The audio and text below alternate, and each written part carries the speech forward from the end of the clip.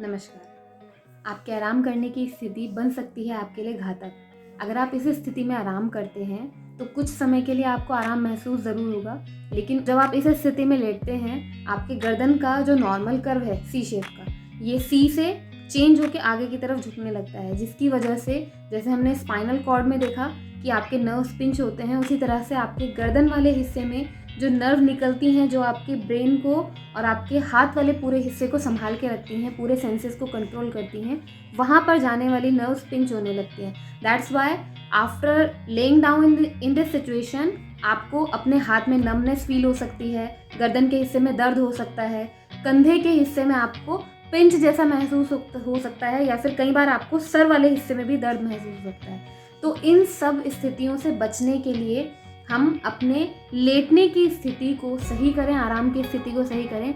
और अगर किसी को ये समस्या हो चुकी है कि इस स्थिति में वो समझ पा रहा है, इस स्थिति में लेटे रहने के बाद उनको ये प्रॉब्लम्स आ रही हैं, तो वो इसको कैसे सही कर सकते हैं, इसके लिए हम आपको आगे 4 से 5 एक्सरसाइजेस बताएंगे, जिनको आप रेगुलर बेसिस पे अगर करें तो 10 से 15 दिन में आपका दर्द धीरे धीरे कम होते होते ख़त्म होने की कगार पे आ सकता है।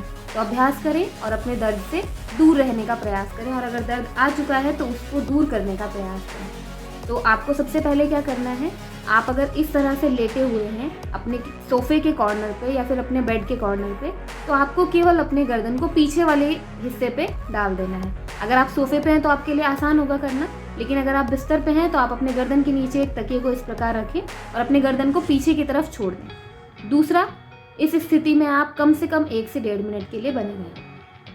इस स्थिति में रुकने के बाद आप अपने स्पाइन को नॉर्मल कर्वेचर में लेके आते हैं, जो स्पाइन का नेचुरल कर्वेचर होता है उसमें आप स्पाइन को लेकर आते हैं, जिसके बाद आपके नर्व रूट्स जो पिंच हुए हैं वो धीरे धीरे खुलने लगते हैं। तो धीरे धीरे आपका जो कंधे वाला पोर्शन स्टिफ है, जो हाथ में आपको नर्व पिंच हो रहे हैं, वो पिंचिंग आपकी धीरे धीरे कम होने लगेगी। दूसरा, इसी स्थिति में लेटे हुए थोड़ा सा आप अपने कमर को पीछे की तरफ शिफ्ट करें, अपने दोनों हाथों को पीछे की तरफ लेकर जाएं और दोनों हाथों को गर्दन के पीछे बांध लें। इसके बाद आपको अपने हाथ वाले हिस्से को पीछे की तरफ खींचना है और कमर वाले हिस्से को नीचे की तरफ खींचना है। इस प्रकार से आप अपने पूरे स्पाइन को गर्दन से लेके शोल्डर से लेके कमर तक नेचुरल कर्वेचर में स्ट्रेच करते हैं, जिससे आपका गर्दन का जो कर्व आपने गलत कर दिया था वो कर्व आप नेचुरली ठीक करने लगते हैं। तीसरा, इसके बाद हम क्या करेंगे, जो हम सीधा लेटकर गर्दन को आगे झुका लेते हैं उसके बजाय हम पेट के बल लेटेंगे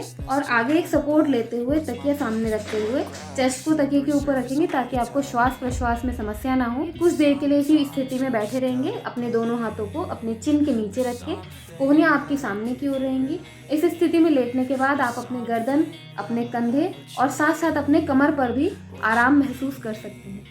तो ये 3 अभ्यास लगातार आप करते रहें तो 10 से 15 दिन में आप अपने गर्दन, कंधे और अपने सिर के दर्द से मुक्ति पा सकते हैं। अभ्यास करें और अपने दर्द से दूर रहें। नमस्कार।